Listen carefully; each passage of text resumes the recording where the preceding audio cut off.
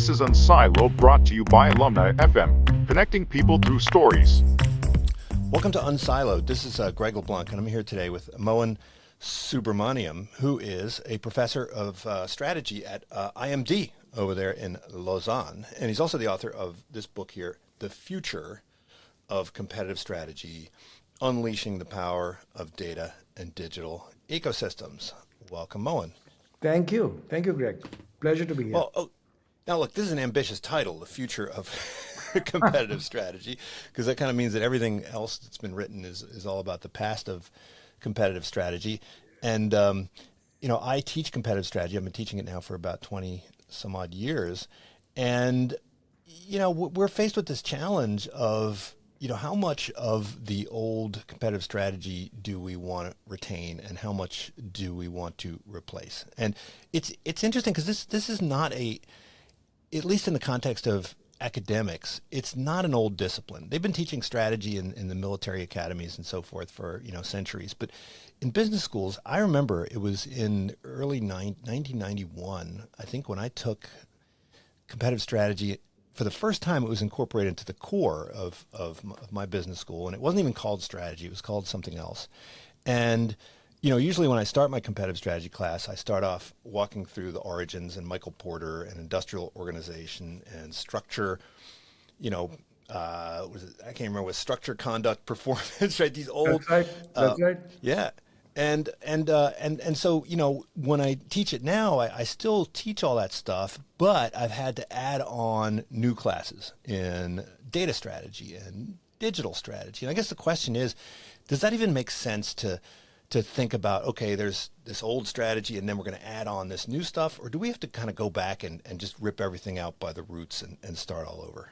That's a terrific question, okay? And I actually believe that the future for a majority of firms, okay, is what I call legacy firms, the firms that built their legacy way before the internet, is a combination of their old legacy strengths and the new kinds of strengths that they can get from the modern digital world. So I firmly believe that the new or the future of competitive strategy is about building on your existing legacy and moving forward. So why do I call it the future? Because the old or the older principles that were developed, and you rightly put it as, from the industrial organization economics, they were rooted largely in the industrial world. So I talk about three fundamental premises that kind of capture that world. One is that for most legacy firms, all their revenues come from their products. I mean, you'd find it hard to find, a legacy firm. Products, by products, I mean products and services, so whether it's a bank or an insurance firm or whether it is a Caterpillar or whether it is a Whirlpool, 100% of their revenues come from their products and services. And the second very important concept that Michael Porter introduced, one among two, the concept of value chains, and the idea about how value chains can help position products and also embed a lot of our capabilities. And third, of course, for what Michael Porter is most famous for, is the nature of the industry, which again comes from that history of industrial organization, which essentially says that there's not much you can do if the industry structure is stacked against you. But a lot of strategy thinking or competitive strategy was about what products, what markets, how do you position your products by organizing your value chains, and of course, how do you marshal the forces in the industry for competitive advantage, right? That's the base. Now, why is that inadequate, if I put it this way, when you go for the future? And for that, you just have to look at, which are the most valuable companies in the world. And it is not these legacy firms anymore. So these are a new breed of companies. We all know them as the digital platforms or the titles or titans or digital natives, whatever you call them. But for them, none of these assumptions actually hold. Many of them, 100% of their revenues come from data, not from products. They don't have value chains, they have digital platforms. They don't amplify the value of their data through industry structure, they do it through the digital ecosystems. So the question is that if they are the most valuable companies in the world, and we are not, And they are following very different assumptions and principles and premises for their competitive advantage. What about us? And for quite some time, and as you probably are familiar with, that, we used to think about the Microsofts of the world as some unique company. They're these tech companies, I mean, they do their thing and we do our thing, and, the worlds are different. Not so today. What my hypothesis is that increasingly legacy firms will have to find ways of expanding their revenue base beyond their product and service world into the data world. And that requires, and if you want to compete with data, it requires different principles. You have to figure out what digital ecosystems mean for you. They're not the same as what Uber's digital ecosystems are or Amazon's digital ecosystems are. They're different. And you have to you have to understand what those digital ecosystems are. And you have to figure out how to expand your business scope beyond what is defined by value chains through digital platforms. Now, all firms may not be able to do it, but you at least have to understand that the scope of your value creating opportunities has changed. And if you don't see it in that way, then you may become irrelevant. So that's what I mean by the future. It doesn't mean that the old principles are defunct. They're important, but they're not enough. Right, and so it's not just the old industrial organization that needs a kind of reboot. It's also kind of, I think, the old theory of the firm, right? Yes. As to where the boundaries should be, and that was driven in part by a limited notion of resources and capabilities and core competencies, right? And so maybe we can walk through each one of these sort of conceptual shifts, and maybe the first place to start is with this notion of industry, because that's where we start our strategy classes, and whether it's Harvard or IMD or wherever you are, right? The very first thing you'll do in the very first week with the very first case is be like, okay, so what industry, is this Coke was company successful. in? Right. Right. There you go. And, and we still have like SIC codes. I mean, do you Exactly. remember SIC codes? What the heck is the SIC code for Apple? Yes. I mean, do they still, what, do they still do that? I mean, so, I mean, it depends on what the researchers do, in terms of how they want to frame their empirical domain. But no, sorry, go ahead. Yeah. so anyway, so first of all, maybe start off like, what was the why did it make sense? And to a lesser extent today, why does it make sense to talk in terms of industries? You're a beer company, you're a car company, right? You're a financial services company, and why is that concept kind of less useful today? That's a great question again. So, I mean, if you go back to the industrial organization roots, if you remember, I mean, the early empirical IO, um, the objectives of that research stream was not meant to advise business, but it was meant to advise governments. So the idea was that why are some industries more likely to be monopolies? And what should governments do to disallow or prevent those industries from turning into monopolies? So, advertising intensity or the R&D intensity. These were some of these factors or variables that the IO economists picked up, saying that if you see these are red signals, or these are danger signals, that these are the industries that are likely to be. And of course tacit collusion and market concentration. If there are few firms, they're more likely to collude, and so on and so forth, right? That was the driving, or the fundamental motivation was very different. It was to prevent monopoly power. I think what Porter's brilliance was that he came from that world, but he kind of flipped the story around to tell firms that, hey, you know what?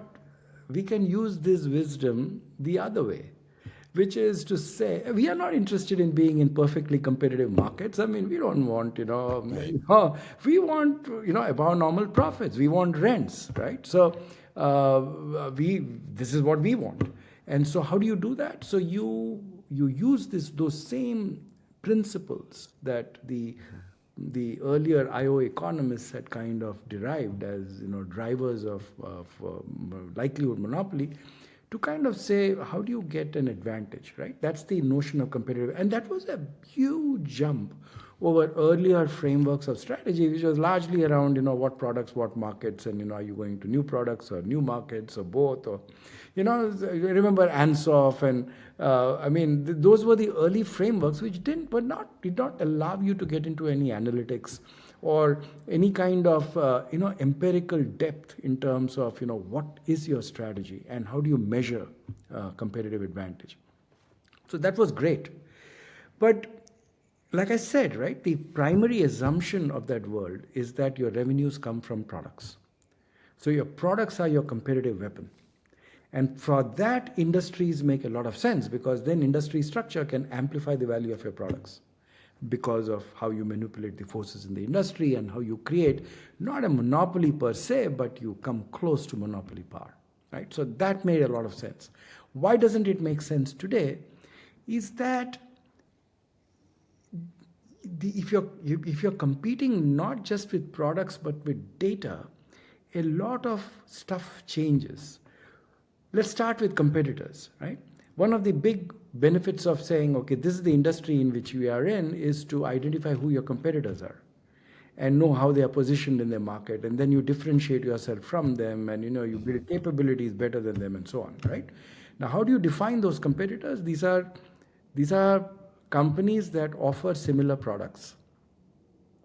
But in this world, in the digital world, your competitors are those who also have access to similar data, and they may not be the same firms. So let me give you an example. I call them digital competitors, right? These are competitors who have access to the same data. So say you're a light bulb, okay, and you have sensors on the light bulb, and it detects motion. Now, because of that data, you say, okay, if nobody's supposed to be at home, I can connect the light bulb to maybe a security system, okay, and maybe I expand my value scope from just giving illumination to getting into security services. Now, that data is caught because of motion, could be acquired by any other firm, right? It could be, furniture in the room, it could be cameras, it could be dangerous competitors or formidable competitors like Alexa or Google and so on.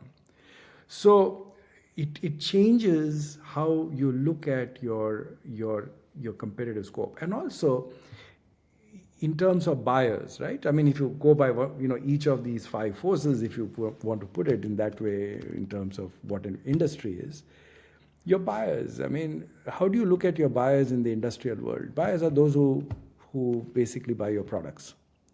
But in this digital world, your customers or buyers are those who actually give you data.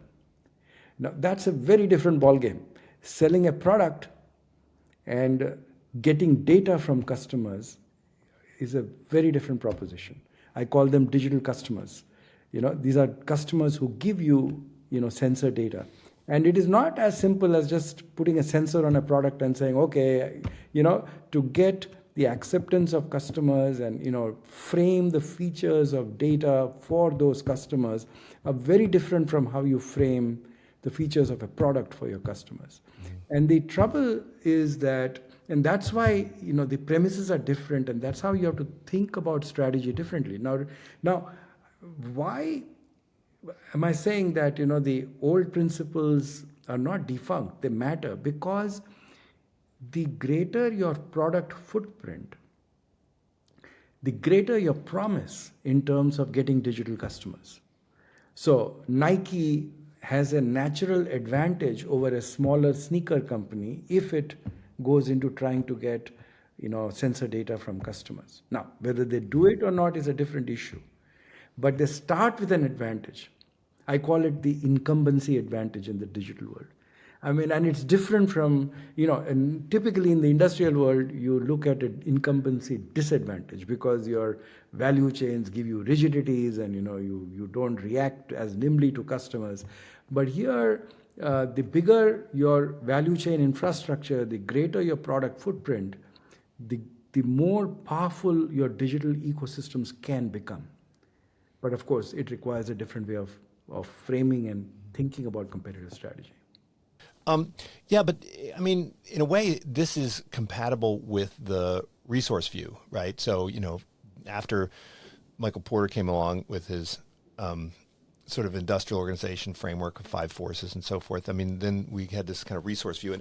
And the way I've always thought about it, and this is how I initially began to teach about the importance of data, is to say, well, look, if you have this data, there's all sorts of other ways that you can monetize it, right? So, if Disney has this wonderful intellectual property content, well, they can go into the toy industry, or they can go into the movie industry, they can go into the theater industry. If you're, an oil company and you have this wonderful supply of crude oil, you can go into the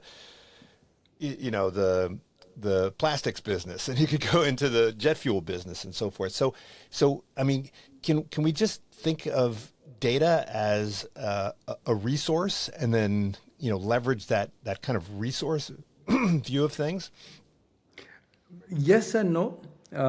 Again, I'm a fan of the resource-based view, but I'm also in many ways a bit of a critic because it is anything and everything is a resource, and it becomes it have it's valuable or inimitable, and I mean they become they don't give you the necessary specificity that you want.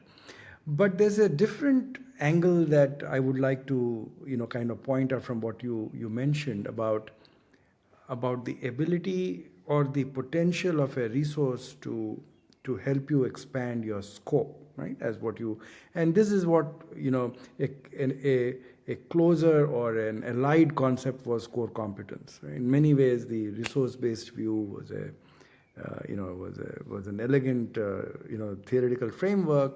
Core competence became a much more widely accepted concept among practitioners, to understand, okay, what's your core competence and all that. But the idea of core competence and of course the resource, and of course data could be a resource, is still it still requires rethinking in the modern digital world. And let me put it this way. The idea about breadth of the scope that your core competence allows you to take is still based on you having the capabilities to compete in different markets, and you do it with your strengths, right? So if you take Honda, what the famous joke, right, about Honda, how many Hondas can you fit in a two-car garage? I don't know if you've heard about that, right? How many Hondas can you fit in a two-car garage? Well, two cars, a lawnmower, a boat motor, and so that's the joke, which is essentially signifying that the core competence can allow Honda to compete in different markets. But you see that it's their strength by which they're competing. In the digital world, it is different in many ways. So if I have customer data, and again, this is a different kind of data, okay? I call it interactive data, as opposed to what legacy firms have is episodic data. So, and episodic data, the quick example would be if I go to Barnes and Noble and I spend 2 hours and I come out with one book, they have some kind of data about somebody buying a book. Whereas if I spend 2 hours on Amazon and I buy nothing, they have a very different kind of. It is not based on any episode. It's based on now sensors and IoT allow legacy firms to capture that interactive data. The difference that data makes is that it can be shared with external entities in real time. The light bulb example that I gave, that in real time, if I am sharing the data about tracking motion in a house where nobody's supposed to be at home with a third-party security company, I'm moving from my core business of light bulbs into something else. Okay? But the difference here is that security business is not my business. I mean, I could do many other things with the light bulb with data. One of the examples that I was pretty intrigued by when I was in Boston, I had a friend who was the CEO of a startup where he was experimenting with a sensor that detected sound. And the idea was that in a street lamp, if it could detect a gunshot, Okay, so now in real time, camera feeds come in, AI comes in to understand whether the accident is serious, and if so, it goes into ambulance and police and so on and so forth. Now you see the same light bulb is getting into many different businesses because of the nature of data. But there's a huge difference. This is not about diversification. This is about opening up your APIs just like what a smartphone does, right? In a smartphone, it's not Apple's responsibility for an app to be successful. The risk is not with Apple, the risk is with the app developer. In Honda's case, the risk is Honda's. If it moves from cars to lawnmowers, it better figure out what to do with lawnmowers. It's not enough to say, okay, I've got the competence to use that motor, but it needs to think about the business model very carefully, and the risk is theirs. So I'm not saying this is true for all ways of driving new revenues. This is an example of how a product becomes a digital platform. Like a light bulb is a product, but now it's a platform because it connects with third party entities through data. And in those kinds of business models, the expansion of scope has a lot to do with innovation in terms of sensors, the kind of data you can get, and the possibilities of connecting it to multiple third party entities. So it's a very different way of looking at value. Now, if you ask me, is data a resource? Yes, of course it is. But it is much more nuanced than saying that I have some unique data. Yes, data has to be unique. If your data is not unique, you'll have a lot of digital competitors coming in and doing the same thing. But it may not be in your hands. It depends on what kind of product you have and what kind of data you can get from that kind of product interface, and what kind of business models you can generate from that. So I still feel that the thinking requires different frameworks. At its core, you might still say yes. I'd give one more example to say how the thinking of core competence, or the resource-based view logic can preclude you from looking at new opportunities or reducing new threats. So this is the case of Domino's. 2016, I think the new CEO came, and this is before COVID. And I just wanted to mention, because I'll mention the COVID part there. But in 2016, it was not very obvious that a pizza company should be in the delivery business. Not obvious. In fact, most of its competitors said, that's not who we are. What's our core competence? We make pizzas. Okay, but this CEO said, no, it's not just that. Now, at that time, they probably did not realize the significance of that decision of saying that we are going to get into we are going to control the delivery business. Because what that meant was that it allowed them to get what we call first party data. And now they have direct access to the customer, and they're getting valuable customer data. Companies like Nike and all us would give their right arm, Procter & Gamble, Unilever, today to get first-party data. But it's very hard for them to get that quality of first-party data that an Amazon could get because of the breadth of the interfaces. But Domino's, as opposed to, say, Pizza Hut or some of the other competitors, have an advantage from that data that they can do things with it. So why is it a different view? Because if you think in terms of what's my key resource, and say that and even if it is data, it would be what? Okay, I'll say, okay, I've got data about my supply chain, I've got data about my warehouses, I've got data about my distribution channels, all episodic data. Whereas the interactive data comes by thinking differently, by saying that I need that. Now, the problem I have with the resource-based view is that it can swallow everything. Now you can say, okay, even this is a resource, but it doesn't allow you to think about the consequences of decisions when you don't get so you have to look at it differently. To my world, it is that you are in the product business, if you want to expand into data-driven revenues, you have to look at strategy very differently.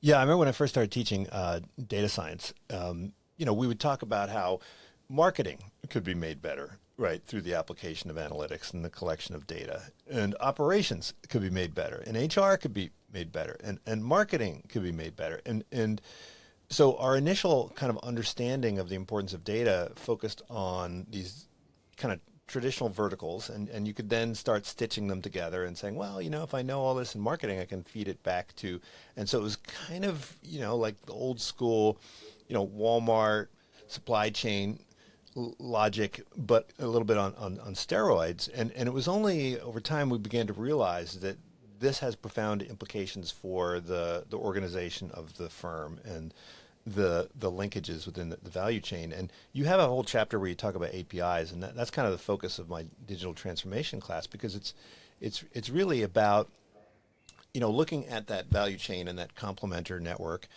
and saying that what used to be an input just for me could be an input for somebody else, and what used to be a supplier to me can then be a different supplier, right? And so you're by breaking down the process into these smaller bits, you're allowing for this continual reorganization of the value chain, right? Absolutely. And so at some point, I mean, there's a discontinuity where the whole structure of the firm has to be reexamined, right? Absolutely. So the scope of the firm is very different because, I mean, the beauty about, the theory of the firm, and that's why we respect those, those thinkers and those researchers, is that they left a blueprint which has very, broad ramifications. So, I mean, you could think of the theory of the firm and say that, well, we can still look, maybe the boundaries of the firm are different because of the differences in transaction costs today, or, those kinds of things.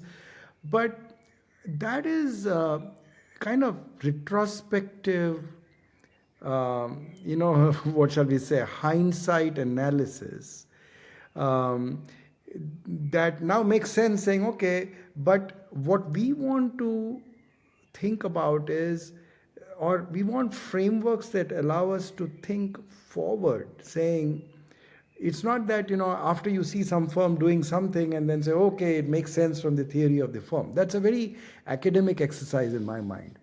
But if you want to impact practice, you have to give frameworks that tell you that in your business, what makes sense? What is the scope of, what is the new value that data can give you?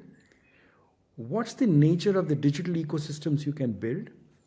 And how does it influence your competitive advantage? Now, it may fit in with the theory of the firm. I'm not denying that.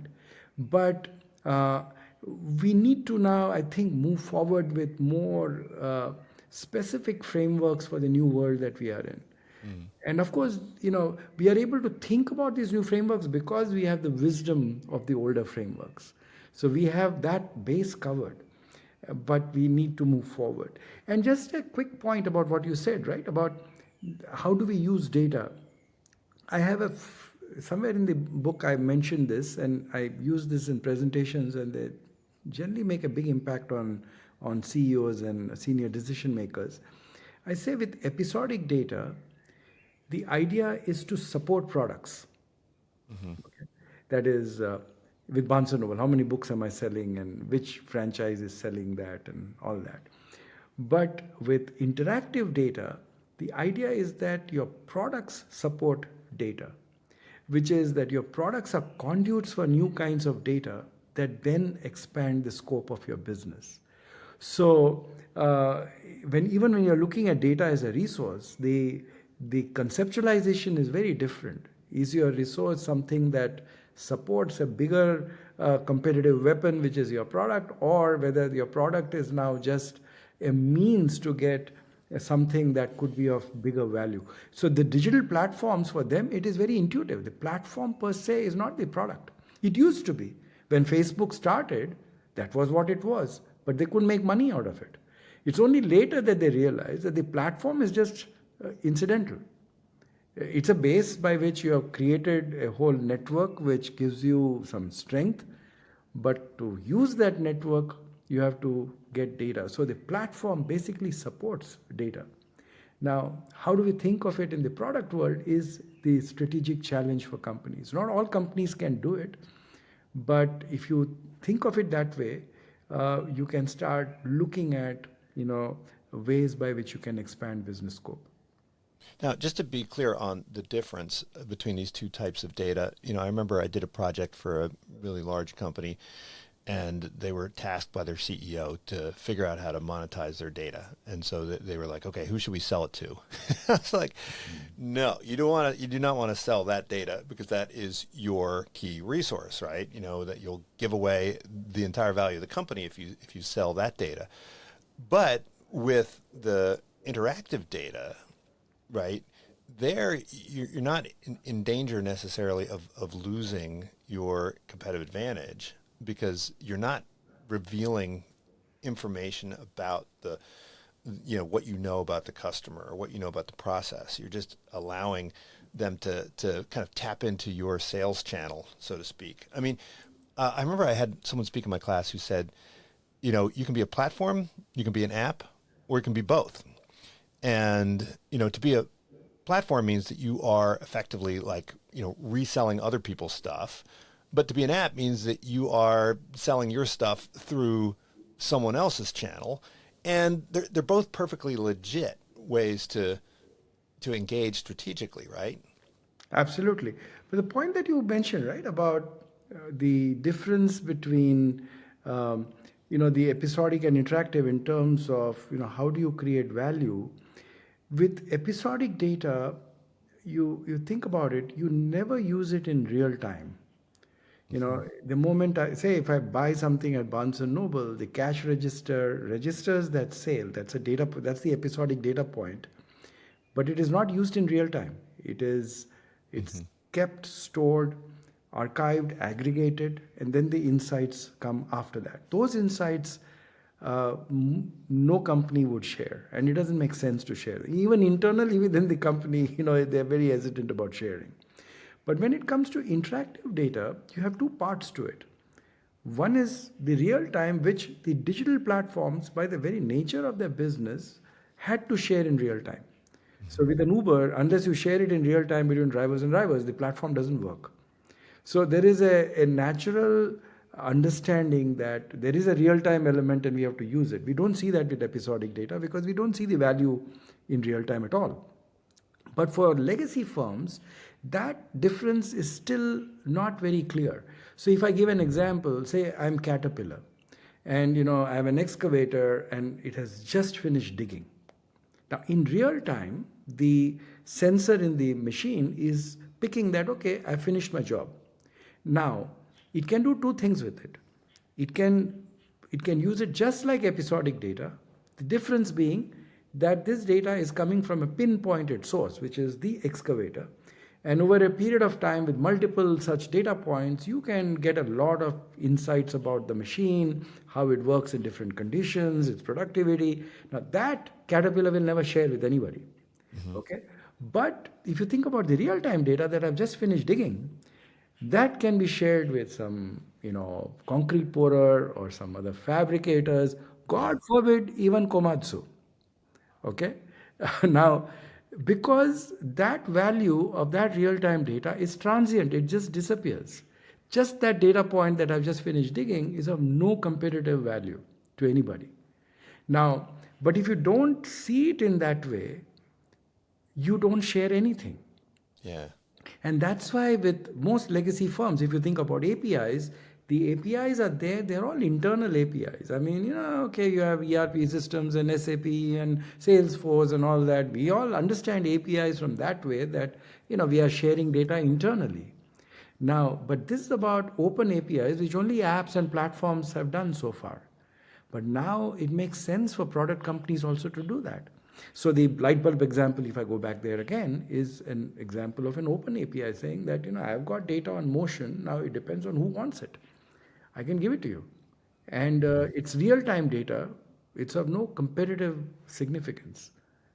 So that opens up new value creating opportunities, and that is a significant difference that when you were talking about sharing data that I wanted to kind of highlight. Yeah, I mean, I always show in my class the quote from Jeff Bezos from 2003, right? The API mandate that he Yes. released, and I say, if there was a Nobel Prize for management, right? I mean, the first one would have to go to Jeff Bezos because, that was in 2003. That was Yes. 20 years ago, and Very, you very know, something. and of course, I think it was the fourth plank, which was that all of these APIs have to be externalizable, right?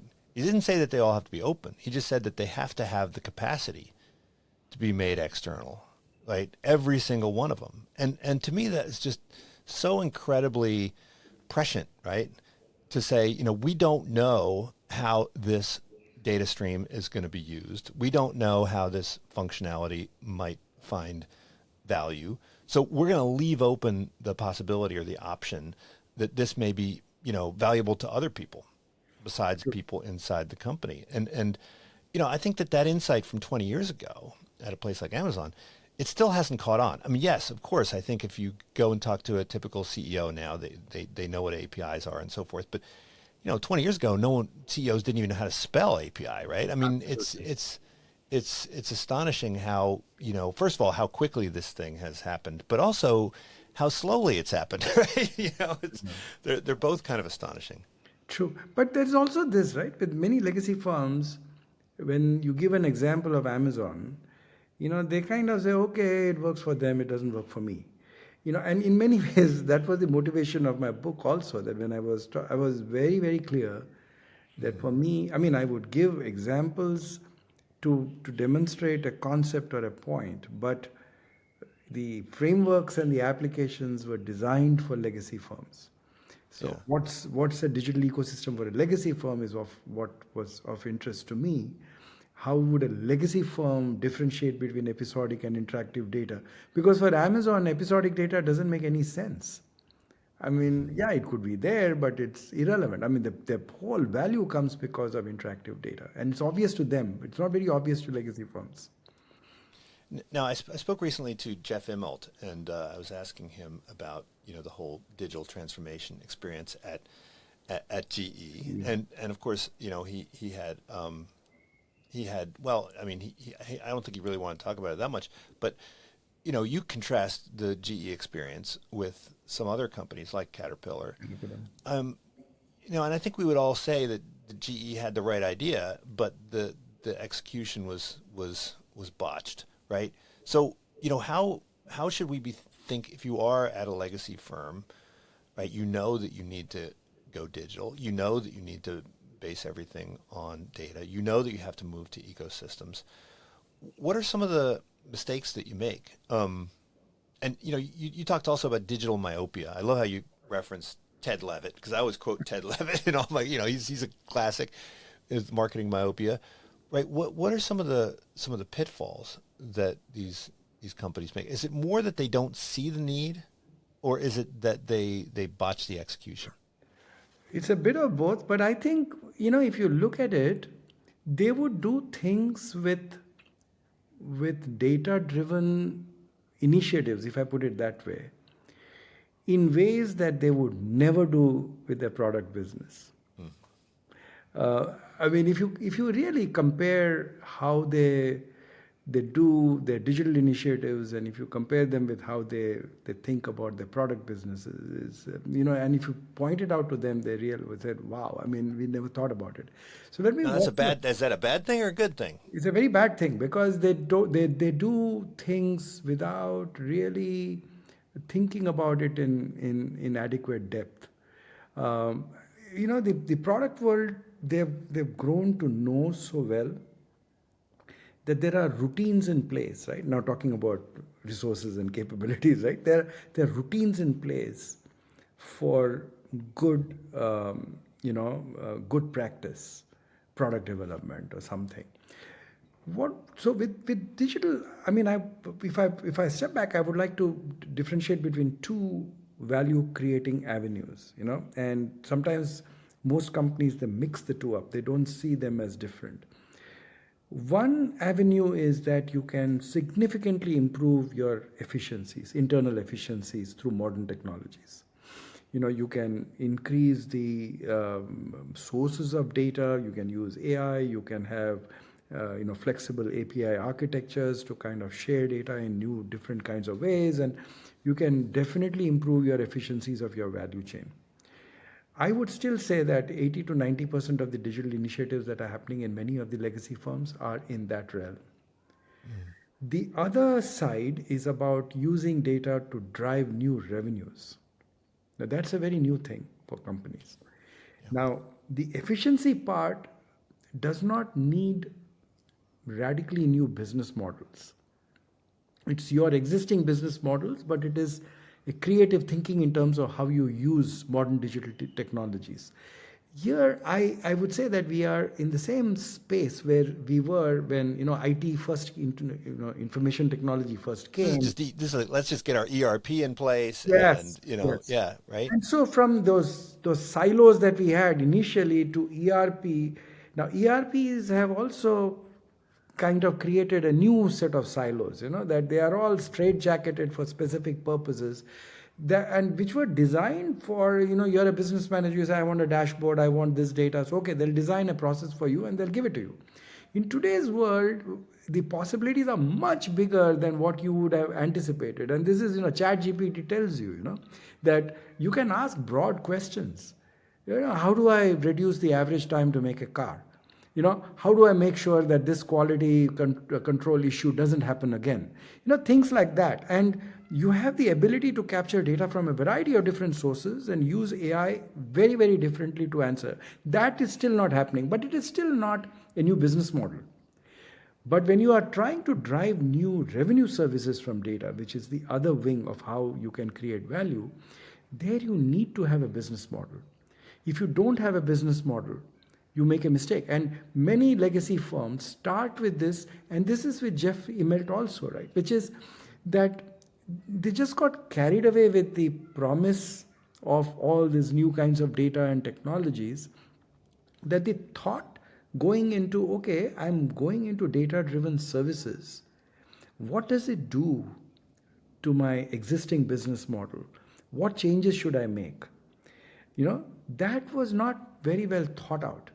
Even with Caterpillar, if you really, if you follow Caterpillar today, they have kind of gently stepped back from giving a lot of new revenue generating services by telling their customers, saying, oh, we can give you idle time, or we can give you the productivity of your machine.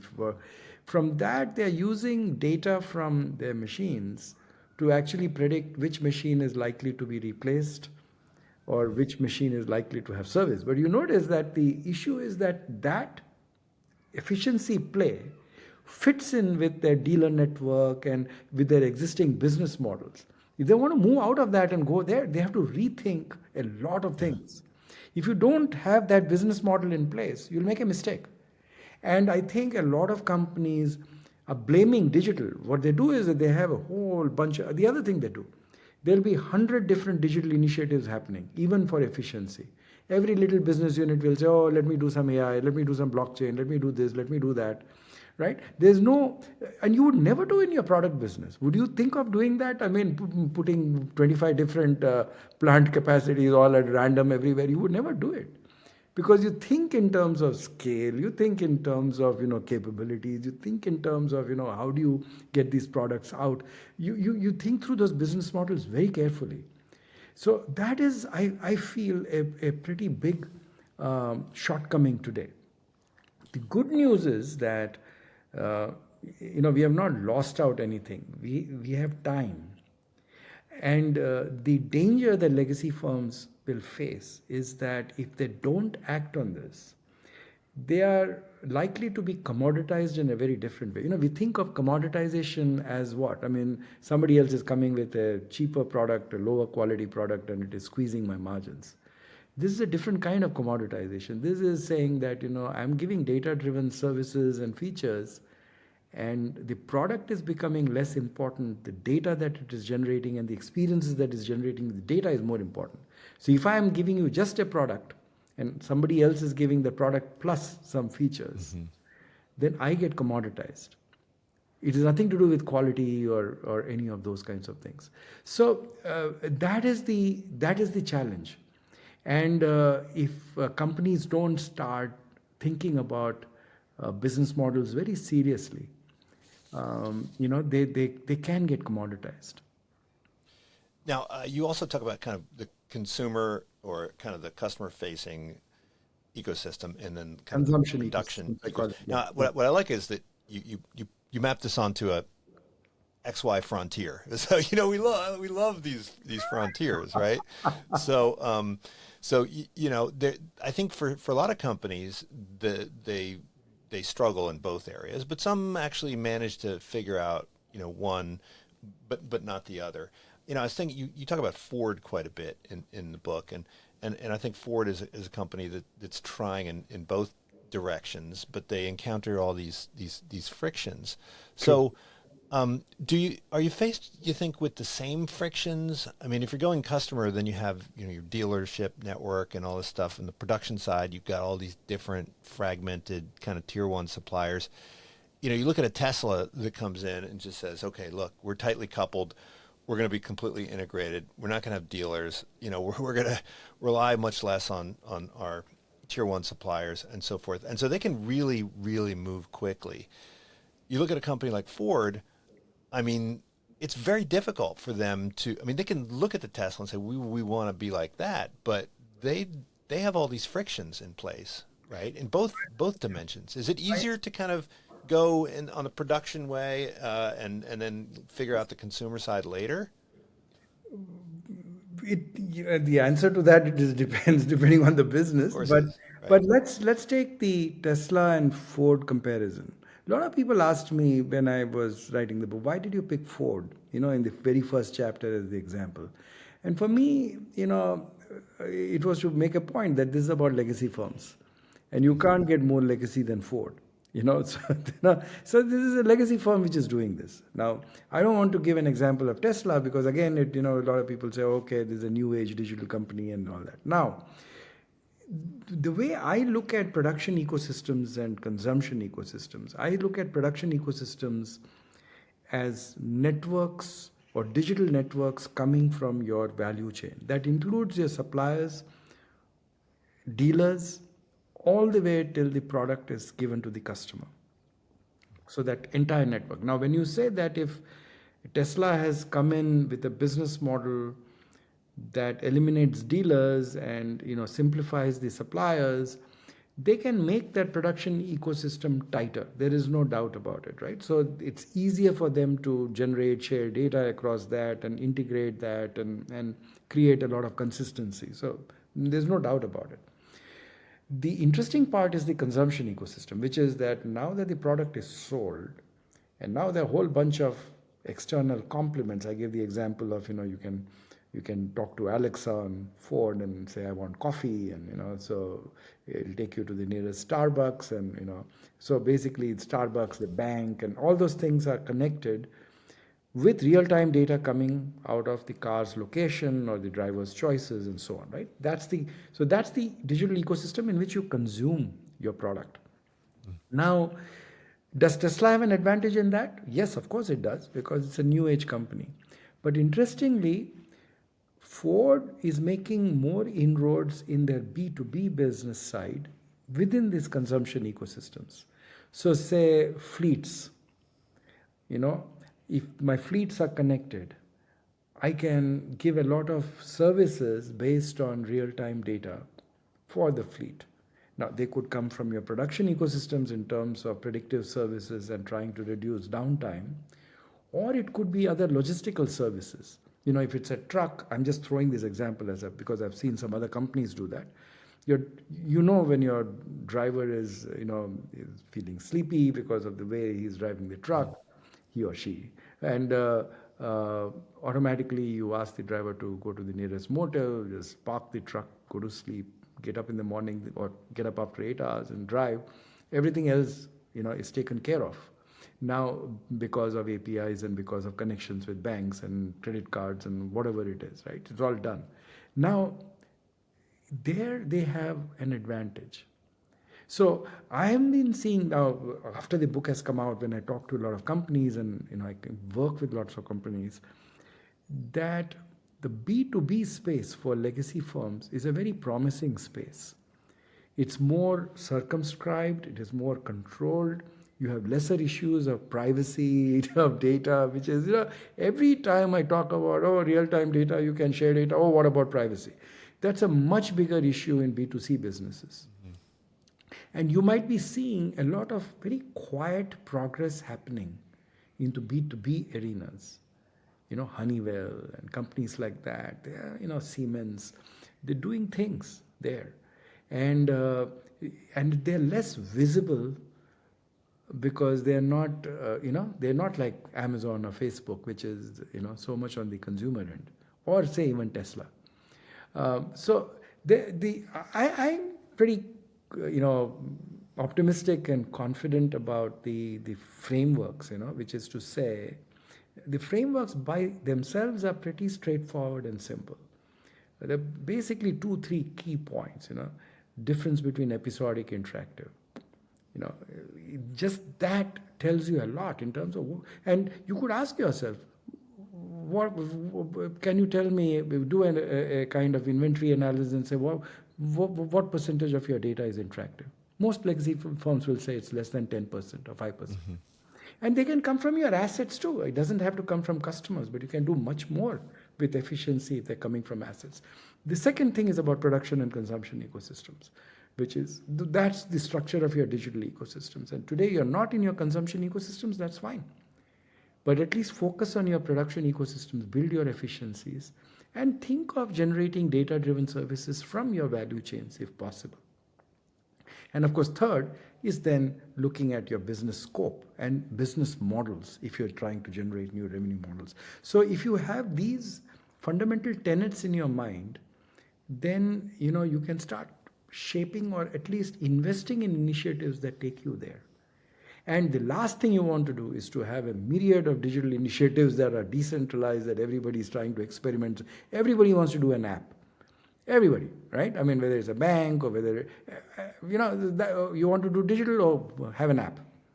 What's the business model, right? Well, how are you going to get, what benefits are you trying to give to the customer? And that, by the way, is another big difference, okay? When you're developing a new product, it's very natural for you to think, what is the product offering my customer? What's the value proposition? Mm-hmm. With data, typically it is, I want data because I want some value out of it. Very rarely it is that I want data because I want to give a value proposition to my customer. That thinking is still not coming. And I've been lots of companies that I talk to, that distinction is so stark. They'll never do it with their product business. But they routinely do it when they're talking about digital initiatives. Well, I've heard it said that we're seeing a shift from product centricity to customer centricity, right? Yes. And the way I think about this is, traditional companies would come up with a product and then they're like, okay, it works well with this customer group. Now let's go find some other customers that want the product, right? And, it works in America. Let's go try it in France or whatever. And now we're moving to customer centricity, which means that kind of once you get your foot in the door and you've got a customer for one thing, then you can start rooting around and observing and figuring out like, okay, well, they probably need this. And then you say, well, okay, I don't make it, but I know somebody who does, and I'll make sure that they have access to the customer through me, right? And if that's the case, then, the hard part is the customer acquisition, right? The hard part is just getting that first nibble, like getting your sensors, on site. And if that's true, then the legacy companies, they seem to have a huge advantage. I mean, when you look at startups, that's always the challenge. Like, how do you get customers? How do you get customers? What's your customer acquisition cost? Legacy companies already have customers. So, why aren't the legacy companies fending off all these startups if they already have, their foot in the door? And it seems like all they need to do is do a better job of collecting and utilizing that data. You quote Eric Schmidt, right? The URL and I don't know why I've never seen that, because I always talk about this, right? But it's like ubiquity first, revenue later. That's in line with this idea that you got to get somebody using your product, and then you can start, learning more about the customer. So why are legacy companies being displaced in some of these areas when their starting point is so advantageous? So that is exactly what I call incumbency advantage. Exactly that, right? So that's your incumbency advantage. You have a bigger footprint, you have bigger value chains, you have naturally bigger digital ecosystems to start with. But how are you using it? It can also be a double-edged sword. You know, I'm making $80 billion out of my products. If I start getting into this data nonsense or whatever, how much are you, 100 million, 200 million, 3, I'm not interested. So that also happens. That is, it takes time for the revenues from data to start coming in, and it takes time for the features from digital to get entrenched and established. You have to realize that companies like Facebook waited for 9-10 years before they started monetizing anything. So and the advantage with startups is that they're hungry. They unless they get it, they die. The legacy firms have the incumbency advantage, but they'll say, why, maybe I don't need it now. Yeah, like you talk about Babolat, I think it was Babolat tennis rackets. Right. I never heard of this, but that's why didn't Wilson, or Now they're Spalding or doing whoever it. makes They're tennis? doing it now. They're also Yeah. coming up. But you see where the incumbency advantage comes in. Let's take toothbrushes, for example, right? Oral-B and Sonicare, who were the leaders in electric toothbrushes, which is their incumbency advantage, are also leaders in the digital toothbrush. And it's not that new startups are not coming, but it is much harder for them. Yeah. But Oral-B and Sonicare can do far more. But those are the tips that we talk about in the book. That is, these are customers. For you, they were customers who bought your electric toothbrushes. With smart toothbrushes, these are customers who are giving you data. So the URL, or the ubiquity first kind of argument is more for the data side, which is that if you want to enhance the feature or the power of the features that you're offering through data, say algorithms that can predict a cavity, you need 10 million or 20 million customers who are giving you that data. These features are not there when you begin. It's not like a razor where you're saying, okay, you have a razor with 5 blades, I'm giving you one with 6 blades. The customer sees 6 blades versus 5 blades.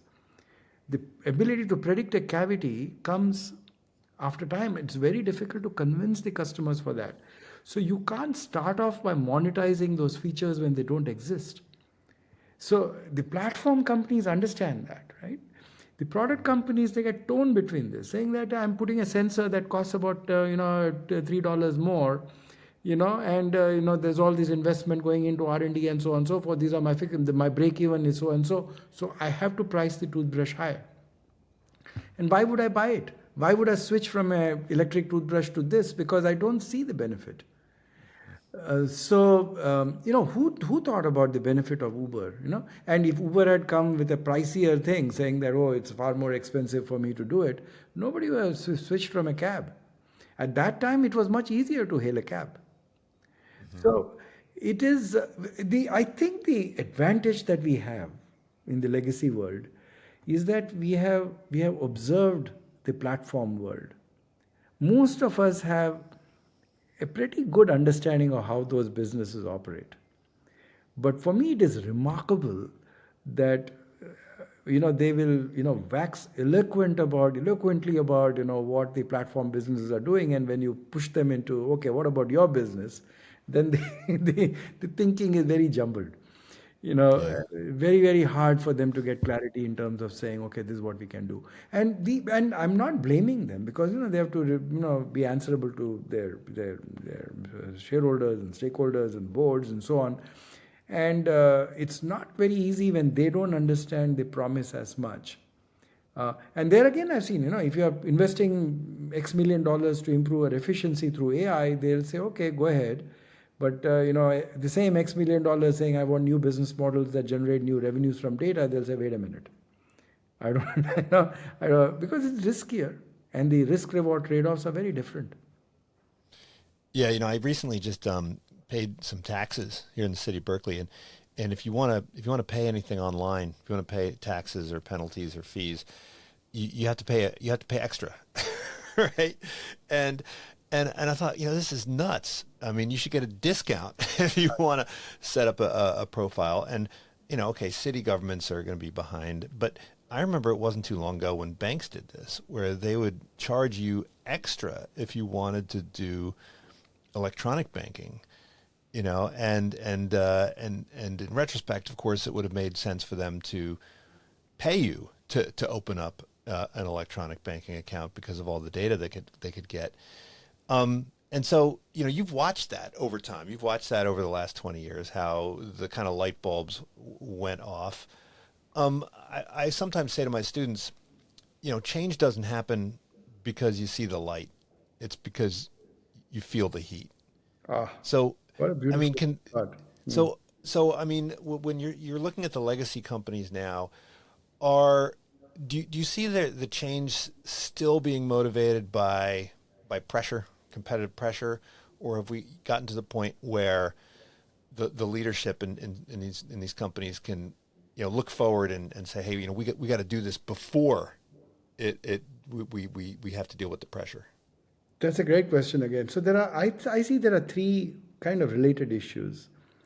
One is companies that face pressures on growth, that their product businesses have plateaued and there's nothing much you can do and they're getting commoditized, not because of data, but because of competition. They will be looking for new ways of growth, not necessarily through acquisitions or diversification, but through data. So that's one motivating factor. And my hypothesis would be that companies that are under pressure there for growth, and they still have cash, they are the kind of companies who are more likely to think through this more carefully.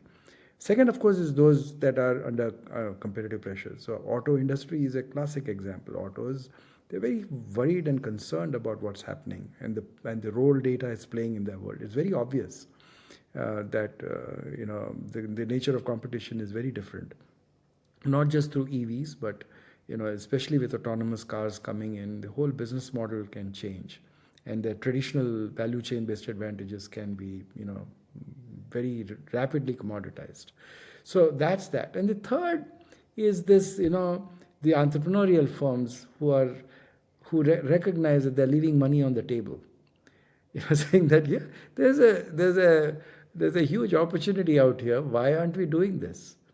And for each of these cases, right, I think it's very important to have the frameworks in place, because in each of these three cases, whether it is lack of growth or competition or money on the table, if it is still restricted to the product world, they would still do it. They will find ways to do it because the frameworks are familiar. To do that with data is a different ball game. That's what I've been trying to emphasize, that it is not the same.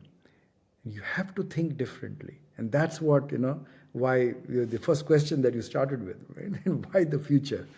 And that why not, just, so the past, I think over a period of time, it'll become more and more, it's a kind of a commodity thing that, we understand this, but we need to understand this new frontier.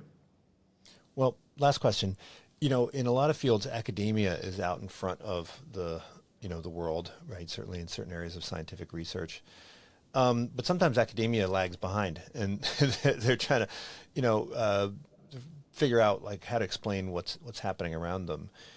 Do you think that business schools are kind of keeping current with what's happening out there in the business world? I mean, I remember I used to have a colleague who said that if you want to learn how to run a 19th century railroad, go get an MBA. he said this, of course, like 20 years ago. But are we keeping up? The top business schools, are we keeping up, giving our students the skills and the mindset and the tool set that enable them to survive in a world where the old strategic instruments might be a bit outdated? Terrific question. If you think about academic research in business, and I can speak for strategy research, which you're also familiar with, which, what 99% or 95% of the research is done very, what shall I say, you look at journal articles and then you say, okay, this is the state of the art, here's a gap, maybe I should address this question, and then collect data, and so now look at the lag that is inbuilt in that thinking. First of all, when an article is published, it's already about 4 or 5 years old by the time it started, the conception, and now you are trying to find a gap, and then you are doing that's another 2 3 years old. So generally, at least the wisdom coming from academic journals, they're useful in different ways. They're useful as to provide deep thinking and frameworks, but they're not very good in terms of trying to advise firms in how to move forward. There is inherently, it is not designed for that. So schools that rely predominantly on academic research and then also start doing teaching in the MBA program fall into that trap of, what's my incentive? I'm an academic researcher. What's my next SMJ or AMJ or whatever it is? And if I go into the classroom, I might just, talk about, again, 5 forces or resource-based view or theory of the firm and be done with it. But there are many other schools. I'm at IMD, I'm finding it refreshingly different, wherein you're constantly, about 60% of our business comes from custom programs. So if I'm doing a program for, for the top turbine company in the world or the top water pump company in the world, and I'm talking to their exco, I can't go and talk about 5 forces. I have to give them ideas about what should they do with the business and what's the future. Now, so I'm sorry, I'm banging the door table again. But the point is this, right? So the incentives are different for me at IMD. And because of that, the nature of education becomes different, wherein you're forced to be more relevant.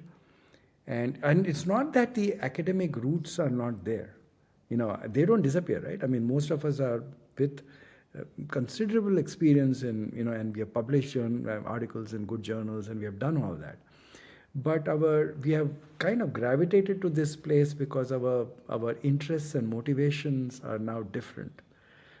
That is, for me, it's far more gratifying to have at least one idea sink in with with the CEO of a big firm, to make them think slightly differently about how they run their business. That is far more gratifying than getting one more SMJ. So, but that's me. Right? So, but to answer your question, I think that till these new concepts start getting into the system, that is, then enough researchers start saying, okay, this seems interesting, data is different, we need to compete differently with data, then tons of the strength they have is the volumes. Then it gets institutionalized, then then the new but it's, so what I'm saying is that it's a little slower, but it happens. It's more like an elephant, right? Where it's a slow and steady kind of, but it goes with systematic strengths that they build. So I've got don't get me wrong, I have great respect for that world. It's just that my interests are different right now. But I do see the issues there, that the way in which the incentive structure is designed, it rewards research which is generally old, and its strengths are more in terms of frameworks, which are, and unless they get new empirical evidence and they develop new frameworks for that thinking, they'll keep giving and teaching older stuff. Interesting. So I think maybe academia is ready for a digital transformation of its own. Right? Well, Mohan, thank you so much for joining me. The Thank you, book is Greg. called The It's, Future. my pleasure. It's been a wonderful. I mean, it's a lovely conversation. I really enjoyed it talking to you. Well, the book is called Future of Competitive Strategy. I'm going to put this on my recommended reading list for my course this summer. So Thank we'll you. chat again soon. Thank you so much. Yeah.